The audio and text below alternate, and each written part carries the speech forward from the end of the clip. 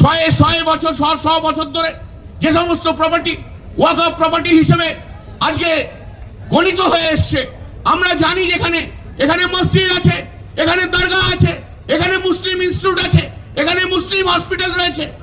আজ তাদের কাগজ থাকুক আর না থাকুক, আপনি বাই স্ট্রোক অফ পেন আজকের এই বিল অনুযায়ী তার অধিকারকে কেড়ে নেবেন, এটা কি কখনো হয় নাকি? এটাই কখনো বাস্তব হয়? মেনে নিতে পারি আমি। বছরের পর বছর ধরে রয়েছে, তাই তো কখনো কখনো হস্তক্ষেপ করেননি। আজকে কেন হলো? কেন এমন হলো? কিসের আপনাদের এই অধিকার? কেন এই চিন্তা ভাবনা?